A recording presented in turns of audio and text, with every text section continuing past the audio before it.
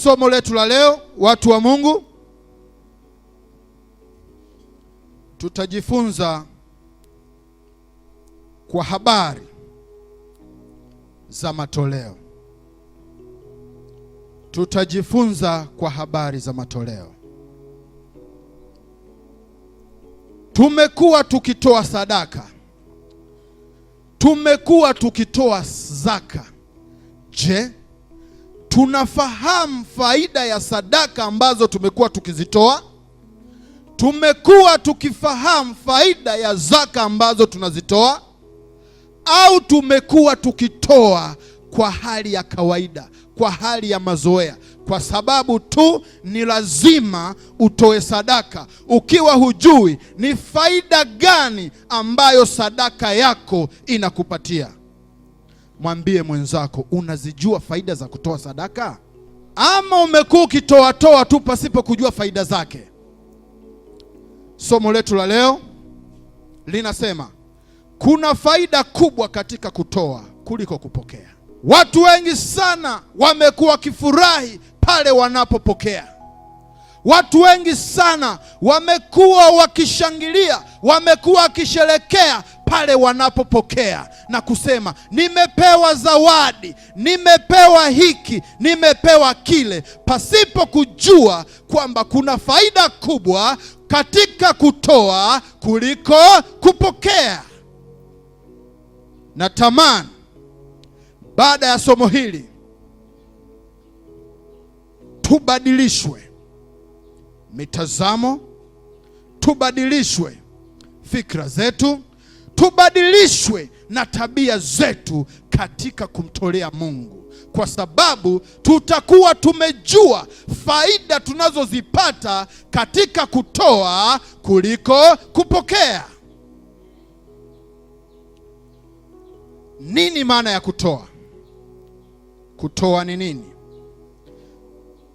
Kutoa ni neno, ni tendo la kupunguza au kuhamisha sehemu ya mali au vitu vyetu kwa ajili ya wengine, kwa ajili ya ibada, kama njia ya kumshukuru Mungu na kuonyesha upendo katika kusaidia wengine.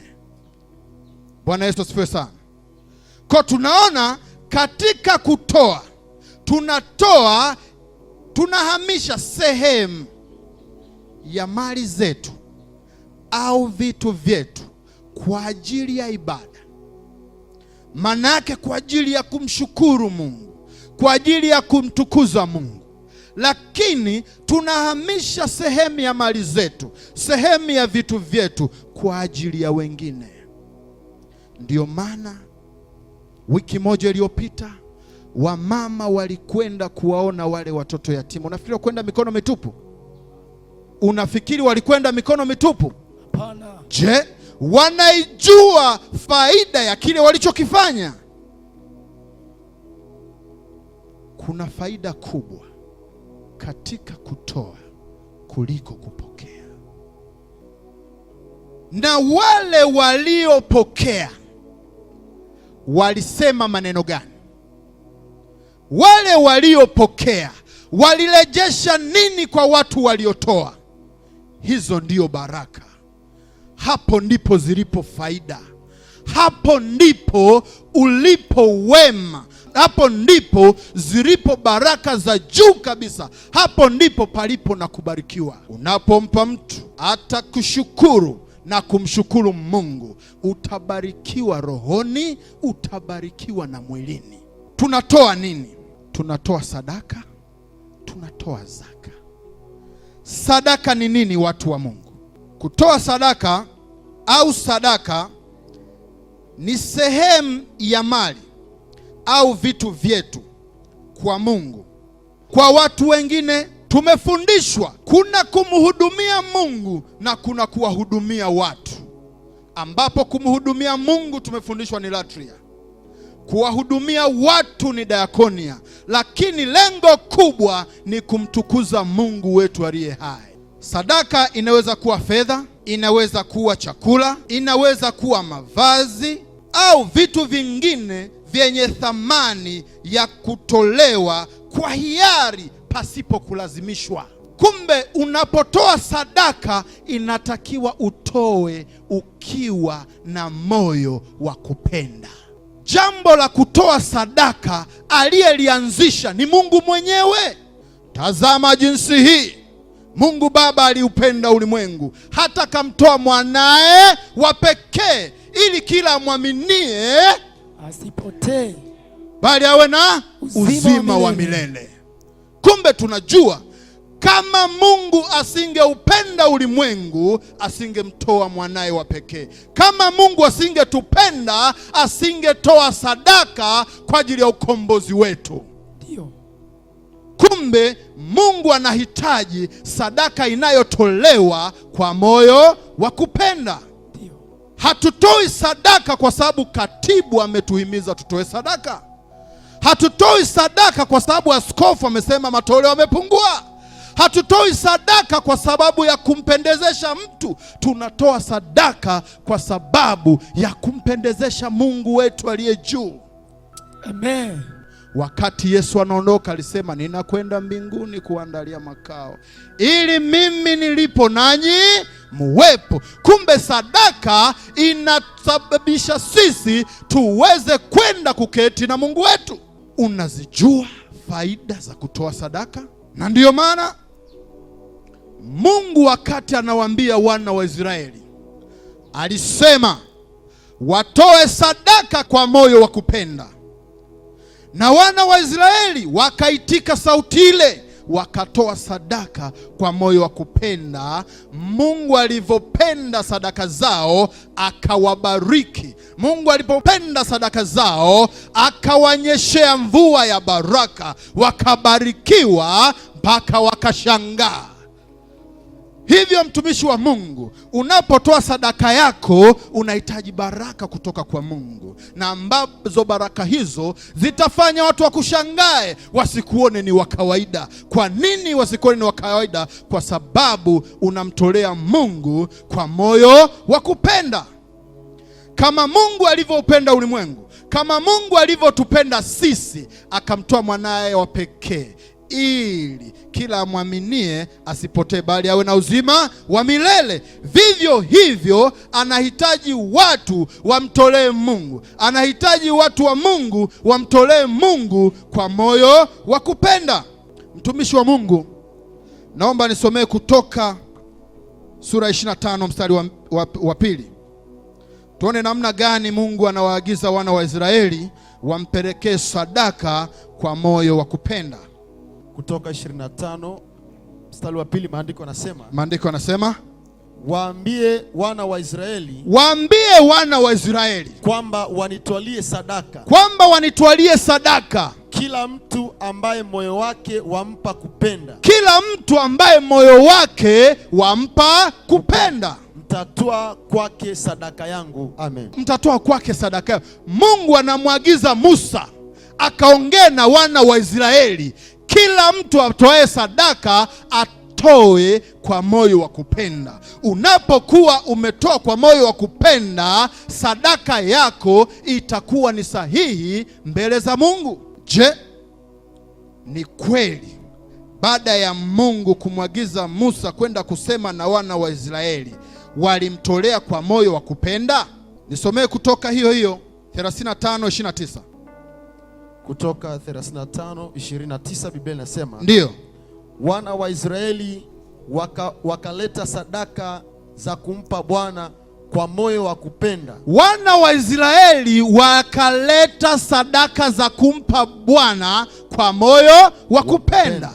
Wote waume kwa wake, ambao mioyo yao iliwafanya kuwa wapenda kuleta kwa hiyo kazi. Ndiyo ambayo Bwana aliamuru ifanywe kwa mkono wa Musa. Ndiyo Mungu alipomwagiza Musa kwa wana wa Israeli ili kila yoyote anayetoa sadaka atoe kwa moyo wa kupenda. Na hapa tunaona wana wa Israeli wakatoa kwa moyo wa kupenda. Watu wa Mungu, tumekuwa tukimtolea Mungu kwa moyo wa kupenda, au tumekuwa tukisonya katika kutoa sadaka?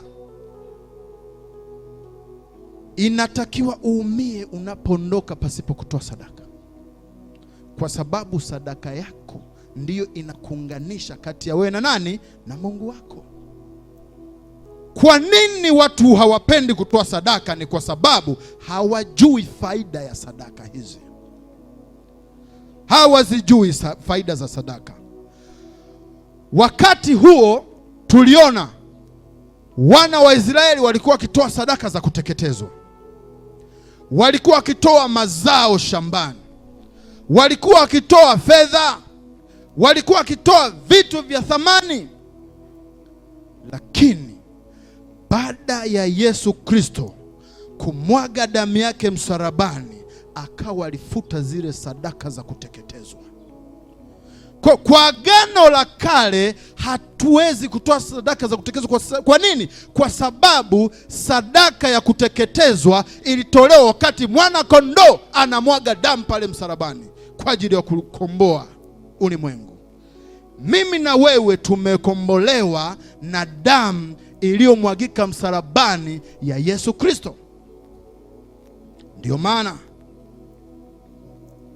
Maandiko yanasema, tazama jinsi hii Mungu Baba aliupenda ulimwengu akamtoa mwana wake wa pekee, ili kila mwaminie asipotee bali awe na uzima wa milele. Hivyo katika utoaji wako jua kuna faida. Katika utoaji wako jua kuna kubarikiwa. Katika utoaji wako jua kuna kuunganisha kati ya wewe na Mungu. Ndiyo maana Yesu mwenyewe alisema, ukisoma Matendo ya Mitume sura 20 mstari wa 35, sema ni heri kutoa kuliko kupokea. Ni heri kutoa kuliko kupokea. Lakini ni sadaka ya namna gani? Chanzo cha sadaka tunazomtolea Mungu ni kipi? Yawezekana sehemu ya mali hiyo imetokana na dhuluma. Je, ni sahihi kuipeleka madhabahuni? Yawezekana fedha ni za wizi. Ni sahihi kuzileta madhabahuni? Mungu anataka sadaka iliyo sahihi na kamili mbele zake. Sadaka iliyo kamili sio sadaka iliyotokana na dhuluma, sio sadaka iliyotokana na wizi, sio sadaka iliyotokana na ufisadi, sio sadaka iliyotokana na shida. Anataka sadaka au zaka iliyo kamili. Tunaona faida. Ni faida zipi hizo? Faida ya kwanza, kutoa sadaka kunaweka hazina mbinguni ambayo mtu yoyote hawezi kuiondoa. Utoaji wa sadaka unakuwekea hazina mbinguni ambayo mtu yoyote hawezi kuiondoa. Nini maana ya hazina? Hazina kwa upande wa serikali tunasikia hazina kuu. Hazina kuu maana yake ni nini? Ni mahali ambapo kiserikali, ni mahali ambapo shughuli zote za kifedha zinaanzia au zinafanyika. Ndio maana mishahara utasikia kule hazina kuu bado inafanyiwa mchakato. Kitolewa malipo, hazina kuu bado inafanyiwa mchakato. Maana yake ukishatoa sadaka unajiwekea hazina mbinguni ambapo hazina hiyo haiwezi kuhamishika. Sema amina. Tunaona wakati wateule wa Mungu wametoa sadaka, ambapo sadaka zilionekana kuwa ukumbusho kwa mahitaji yao, ambapo kupitia sadaka hizo walipata faida na baraka mbalimbali. Tumishi wa Mungu, nisomee Mathayo Mtakatifu 6:19-21. Mathayo sura ya 6 mstari wa 19 hadi 21. Ndiyo. Biblia inasema, ndiyo, msijiwekee hazina duniani. Msijiwekee hazina duniani.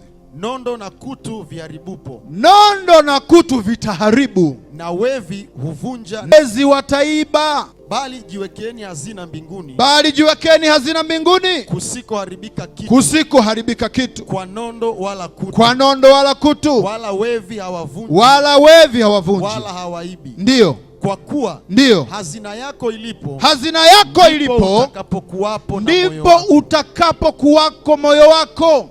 Kwa hiyo sadaka zetu zitajiwekea hazina mbinguni, ambapo katika hazina hiyo ndipo moyo wetu utakapokuwepo. Na ndiyo maana maandiko matakatifu yanasema, linda moyo wako kuliko vyote vilindavyo, maana humo ndimo zinapotoka chemichemi za uzima. Kwa katika sadaka yako kuna chemichemi ya uzima, kwa sababu ndipo ambapo moyo wako utakwenda kukaa. Faida ya kwanza ya kumtolea Mungu ni kujiwekea hazina isiyohamishika mbinguni. Kuna watu wamekuwa wakiweka hazina zao duniani ambako Mungu amesema tusiweke huko. Watu wako tayari kutoa kwa ajili ya michiriku, unaweka hazina duniani. Watu wapo tayari kuchanga kwa ajili ya disco, unaweka hazina duniani. Je, mbinguni unaweka nini? Mungu anasema tuweke hazina zetu mbinguni, ambapo hakuna mwizi, hakuna kutu zitakazoharibu, bali ndipo ambapo moyo wetu utakapokuwako. Je, moyo wako uko mbinguni? Je, hazina yako umeiweka mbinguni au umeiweka duniani? Au umeiweka kwa watu ambao hawatakuwa na msaada na wewe? Au umeweka kwa watu ambao hawana msaada katika maisha yako na kumsahau Mungu? Kwenye vikoba tunachanga sana. Inapokuja kwenye swala la kumtolea Mungu ni changamoto. Sina hela. Hazina yako unaiweka wapi? Hazina yako unaiweka wapi? Umeiweka duniani ama mbinguni? Kama umeweka duniani, Mungu anasema usiweke hazina zako duniani, bali weka mbinguni, ambapo mbinguni hakuna chuma kitakacholiwa kutu, hakuna mwizi atakayeiba, bali malaika watakuwa wakilinda, kwa sababu moyo wako ndiko utakapokuwepo. Hiyo ni faida ya kwanza. Faida ya pili ya kumtolea Mungu sadaka, ya kumpelekea Mungu matoleo yetu, humfanya Mungu akukuze zaidi. Unapomtolea Mungu unakuzwa na Mungu. Mungu anakukuza zaidi, na ndiyo maana alisema tumjaribu yeye katika matoleo, kisha tuone hata tufungulia madirisha ya mafanikio, hata tufungulia baraka. Tumjaribu tuone, je, hata tubariki? Mungu anasema tumjaribu katika matoleo, naye atatufungulia madirisha ya mafanikio, naye atatufungulia baraka mafanikio, naye atatufungulia milango ya kufanikiwa zaidi. Kumbe ninapomtolea Mungu ninakuzwa zaidi. Ninapomtolea Mungu ninapandishwa zaidi.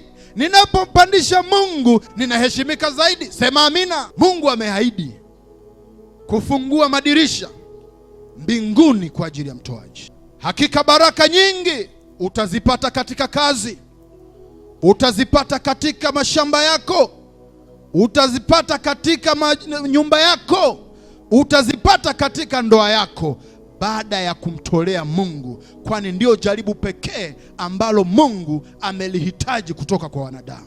Mtumishi wa Mungu, nisomee kitabu cha Malaki 3:10. Kitabu cha Malaki 3:10.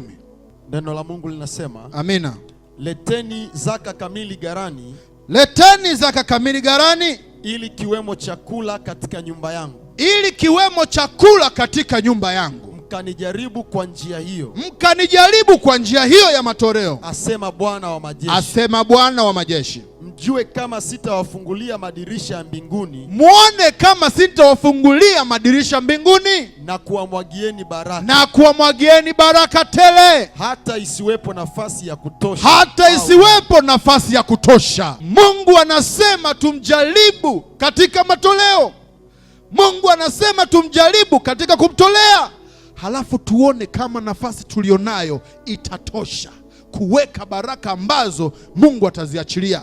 Kama una shamba la hekari moja, utavuna mpaka utashangaa, utakosa na mahali pa kuweka.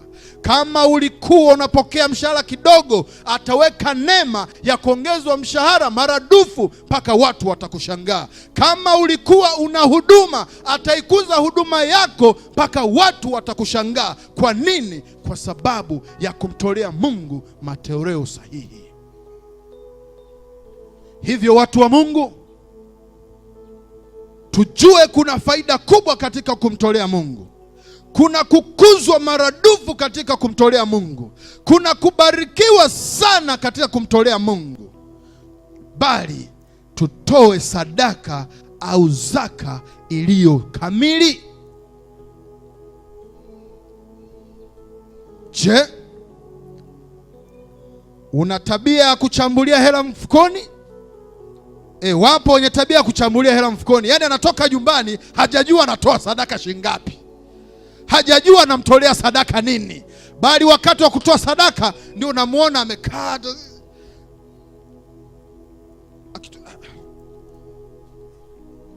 Hiyo sadaka unayotoa kwa namna hiyo ni sadaka kamili mbele za Mungu, ambayo inamfanya Mungu akufungulie madirisha ya mafanikio, ambayo inamfanya Mungu akuongeze maradufu, ambayo inamfanya Mungu akupandishe kwenda viwango vingine. Au ni sadaka ya kukudidimiza kutoka ulipo kwenda chini zaidi? Mungu anasema tutoe sadaka ili tukuzwe zaidi, tubarikiwe mpaka tushangae. Faida ya tatu katika kumtolea Mungu, kumtolea Mungu kuna kufanya au kuna tufanya kuepuka laana kutoka kwake. Kuna tufanya kutokuraniwa. Kumtolea Mungu kuna tufanya tusiweze kulaniwa na Mungu. Kumbe tunajua Mungu anamlani mtu ambaye hampelekei matoleo yake. Mungu anamlani mtu yule ambaye hapeleki matoleo sahihi madhabahuni kwake. Unapotoa sadaka unaepuka laana kutoka kwa Mungu. Tumepata kusikia kuhusu Nuhu na safina. Wakati Mungu anamwagiza Nuhu atengeneze safina kwa sababu gharika inakuja, wakati Nuhu anapeleka taarifa ile, watu walimshangaa na kumwona amechanganyikiwa. Akatengeneza safina ile, akaweka watu waliowekwa, ambapo anasema aliweka familia yake, watoto zake na wakwe zake. Baadaye nafasi bado, watu hawamuelewi, wanamuona kama kachanganyikiwa. Akaambiwa weka ndege na kila kitu kilukacho na kitambaacho, akakiweka katika safina. Maandiko yanasema gharika ile ilidumu zaidi ya miaka 100. Wako ndani ya safina, waliweka na chakula cha kutosha. Wakati Nuhu anahakikisha, je, ni kweli gharika maji yamekauka? Hakupeleka mguu, hapana, alituma ndege ili aone, je, atatua. Ndege akaenda akatua, lakini alipotua Nuhu akasema hapana, huyo atakuwa ananihadaa. Akamtuma mara nyingine, akaenda akatua.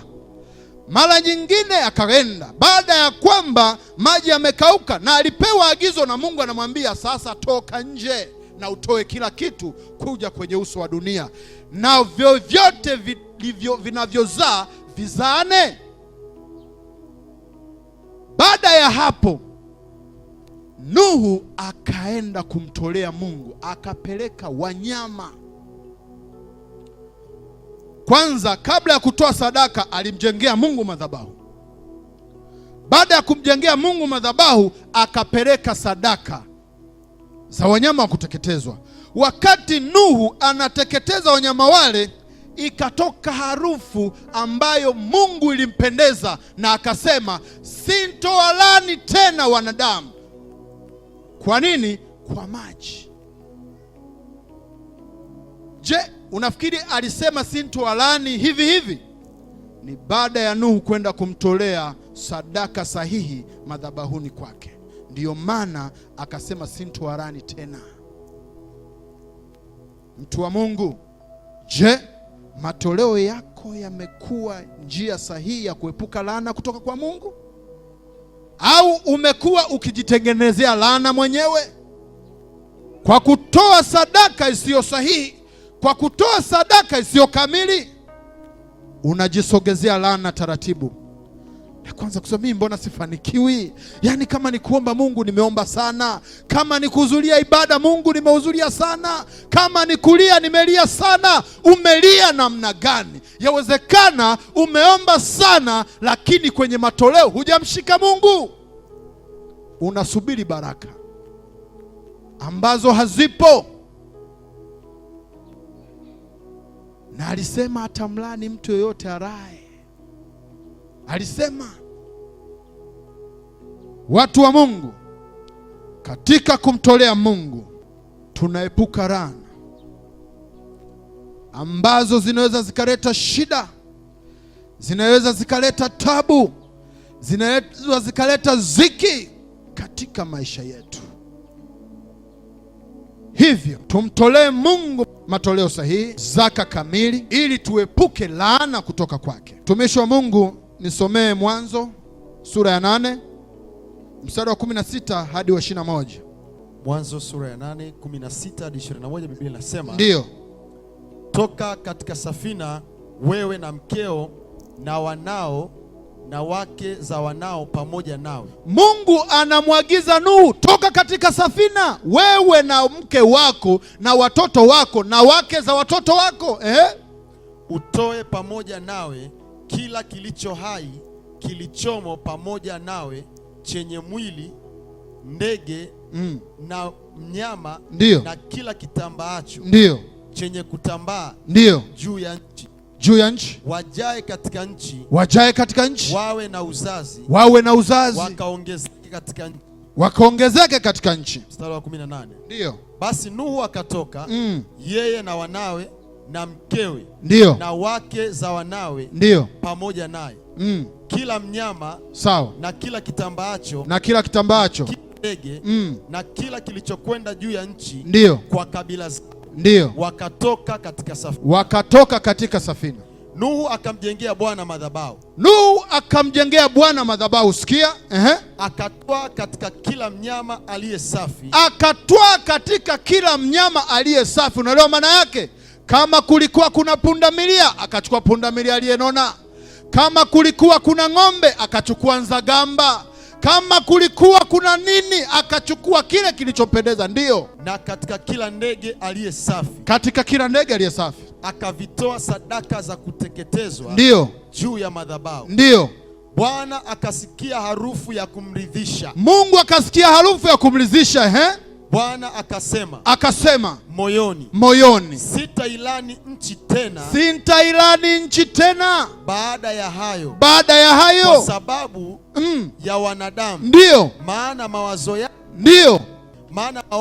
moyo, ndiyo, wa mwanadamu, ndiyo, ni mabaya tangu ujana, ni mabaya tangu ujana wake, ndiyo, tangu ujana wake. Wala sitapiga tena, ndiyo, baada ya hayo, ndiyo, kila kilicho hai, ndiyo, kama nilivyofanya. Ndiyo. Amen. Mungu anasema hata ilani nchi kwa sababu ya hayo. Kwa sababu ya yapi? Kwa sababu ya matoleo ambayo Nuhu aliyatoa katika madhabahu yake. Mungu alipendezwa nayo, akasitisha laana kwenye nchi. Mtu wa Mungu, matoleo sahihi yanakufungulia milango. Matoleo sahihi yanakuepusha na laana ya Mungu. Unapoepushwa na laana ya Mungu, maana yake umefunguliwa mlango wa mafanikio. Unapoepushwa na laana ya Mungu, maana yake umepewa kubarikiwa. Na utazaa. Watu wanasema mtumishi anasema kuzaa watoto. Hapana, sio watoto. Kama ni shamba litazaa mpaka utashangaa. Kama ni nyumba utakuwa nazo za kutosha mpaka zitashangaa. Kama ni kazi, Mungu atakubariki. Bwana Yesu asifiwe sana. Kwa hiyo watu wa Mungu, tunaona namna ambavyo matoleo yanatusaidia katika kuepuka laana ya Mungu. Kama Mungu amesema hata ilani nchi kwa sababu ya sadaka alizotoa Nuhu. Je, wewe Mungu hata ilani familia yako kwa sababu ya nini? Kwa sababu ya nini Mungu asitishe laana kwenye familia yako? Mungu asitishe laana kwenye kazi yako. Mungu asitishe laana kwenye shamba lako. Mungu asitishe laana kwenye kila unachokifanya. Ni kwa sababu ya nini? Matoleo unayopeleka kwake ni sahihi? Au ndo kila siku mimi sina, unasubiri baraka? Kwa sasa jamani, huyu yeye kila siku ni hivyo hivyo. Acha, kataa, hakuna hivyo hivyo. Mungu ameleta kanisa hili ili likue likimtukuza. Kukua kwa kanisa ni kwa sababu ya matoleo. Unapotoa matoleo, Mungu anakukuza. Mungu hawezi kulikuza kanisa kama waliomo hawamtolee Mungu sadaka kamili, sadaka sahihi. Tutaendelea kuwa wadogo. Sasa upo wewe kanisani ili kulifanya kanisa lisiendelee kukua. Kumbe Mungu anaweza kalilani kanisa kama walioko kanisani hawamtolee Mungu. Na Mungu ni wa ajabu. Hawezi akajenga kanisa hapo ategemee kulilani. Hawezi. Bali wewe ambaye unasababisha sadaka lisikue, utatolewa nje. Utakuwa ni sawa na mzabibu usiozaa. Basi mimi ni mzabibu wa kweli, Baba yangu ni mkulima. Kila mti usiozaa ataukatakata na kutupa nje. Je, wewe ni mti wa mzabibu mahali hapa, utakaozaa matunda mazuri kwa ajili ya kumtukuza Mungu, utakaomfanya Mungu asikulani, utakaomfanya Mungu asirani huduma yako, utakaomfanya Mungu asirani kizazi chako, utakaomfanya Mungu asirani kazi zako? Au ni mti unaozaa matunda mazuri, yanamfanya Mungu atubariki zaidi, yanamfanya Mungu atukuzwe zaidi, yanamfanya Mungu afurahie uwepo wetu zaidi? Toa matoleo sahihi ili kukwepa laana ya Mungu. Toa matoleo sahihi ili kukwepa laana na kukemewa na Mungu. Lakini tulipata kuona kuna binti ambaye anaelezwa kwenye kitabu kitakatifu cha Mungu kwa jina la Tabita au Dorcas. Ukisoma maandiko unapata kuona Dorcas alitoa sadaka kwa wajane. Baada ya muda Dorcas aliugua. Alipougua akafa. Watu walimkimbilia Petro na kulalamika. Yawezekana wale wajane walikuwa wanasema, unaona hii ready made amenitengenezea, unaona hii batiki amenivisha, unaona hii sketi amenivisha, lakini Bwana kwa nini amekufa? Petro akashuka chini akamwomba Mungu, kisha Mungu akamfufua. Kwa hiyo sadaka yake ilimfanya Dorcas kufufuliwa. Je, wewe sadaka yako inafufua mipango yako iliyokufa? Je, wewe sadaka yako inakifufua kile ambacho kimekufa katika moyo wako? Au ndo inazidi kukizika ili kisiweze kuonekana? Kwa sababu kionekanapo ni hasara, na Mungu hataki vitu vya hasara. Matoleo yako yatafufua kazi yako. Matoleo yako yatafufua kizazi chako. Matoleo yako yatafufua shamba lako. Matoleo yako yatafufua huduma yako. Watu wa Mungu, tujue tutoapo matoleo tunaiepuka laana ya Mungu ambayo itakwenda kuzika huduma zetu, ambayo itakwenda kuzika ajira zetu, ambayo itakwenda kuzika mashamba yetu, ambayo itakwenda kuzika kila tunachokifanya kwa sababu ya kutokupendezwa na matoleo yetu. Je, wewe umekuwa ukiepuka laana ya Mungu au umekuwa ukiisogeza karibu? Matoleo hutufanya kuepuka laana kutoka kwa Mungu. Mtumishi wa Mungu, nisomee Matendo ya Mitume sura ya 9 36 mpaka 41. Matendo ya Mitume sura ya 9 36 mpaka 41, Biblia inasema, ndiyo, na mwanafunzi mmoja alikuwa Yafa, jina lake Tabita. Ndiyo. Tafsiri yake ni Dorcas. Ndiyo. Yaani paa. Mwanamke huyu alikuwa amejaa matendo mema na sadaka alizozitoa. Ndiyo. Ikawa siku zile akaugua. Ndiyo. Akafa. Ndiyo. Hata walipokwisha kumwosha wakamweka orofani.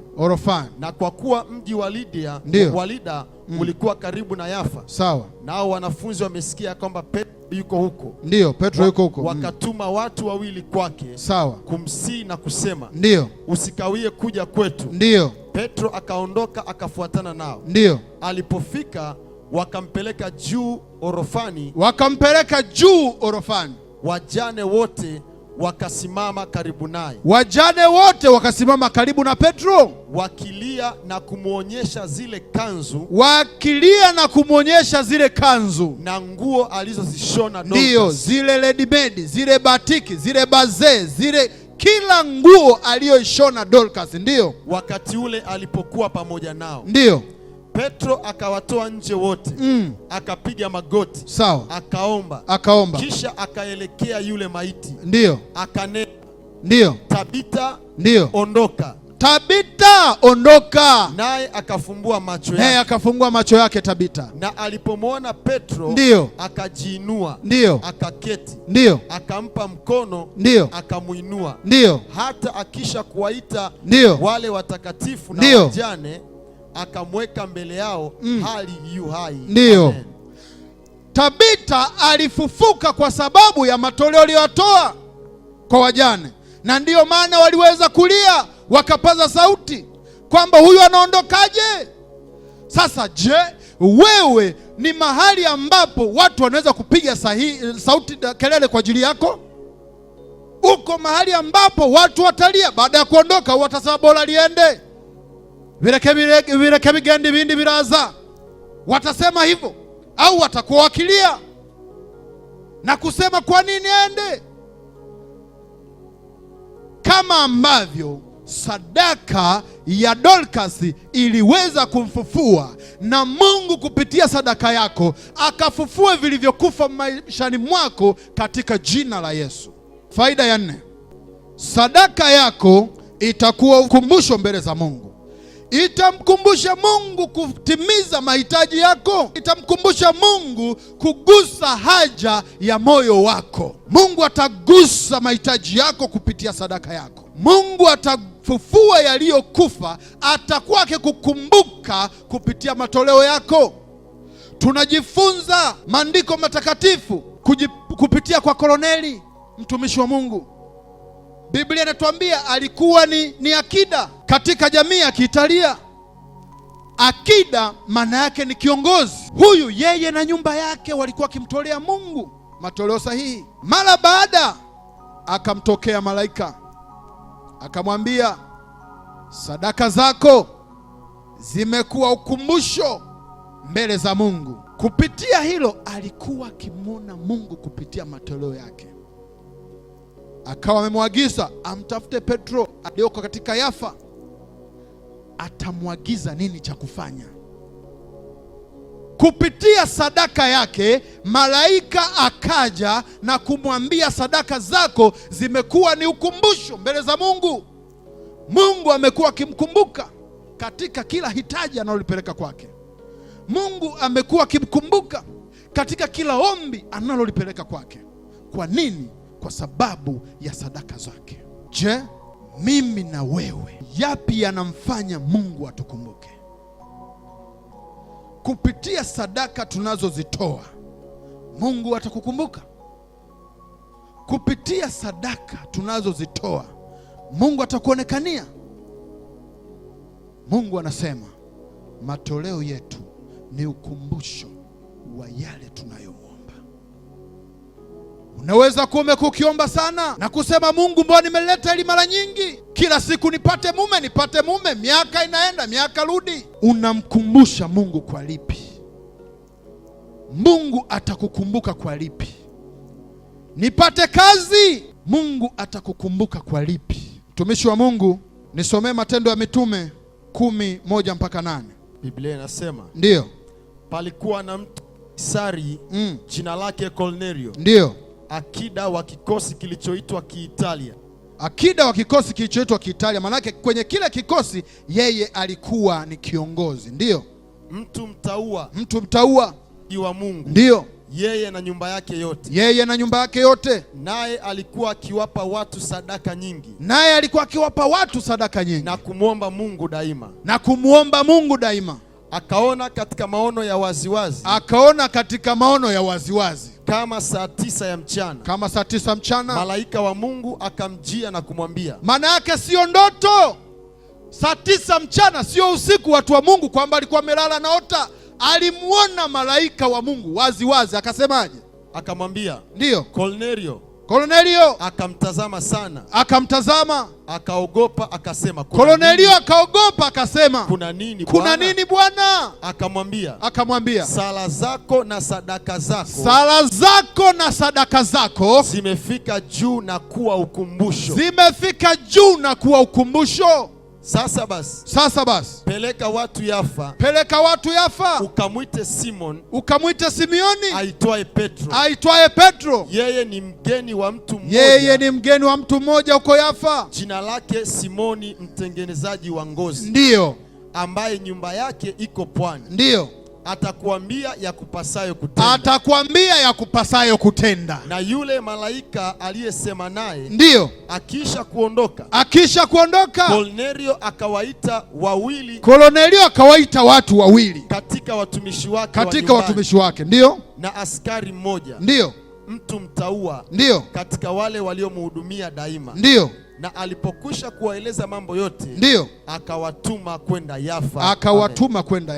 Mtumishi wa Mungu Kornelio, sadaka zake na sala zake ziligeuka ukumbusho kwa Mungu. Katika maombi ambayo Kornelio alikuwa akiyaomba, Mungu alimkumbuka kwa sababu ya sadaka zake. Sasa wewe, Mungu anakukumbuka kwa lipi? Wewe na mimi, Mungu anatukumbuka kwa lipi? Wewe na mimi tunamkumbusha Mungu kwa lipi? Kwa sadaka zetu zisizo sahihi, kwa sadaka zetu ambazo sio kamili mbele zake. Mtu wa Mungu, Mungu akakukumbuke katika sadaka yako. Mungu akakukumbuke katika maombi, kwa sababu sadaka zako ni ukumbusho tosha mbele zake. Lakini tunaona Mungu atafanya nini kwa watu ambao hawamtolei matoleo?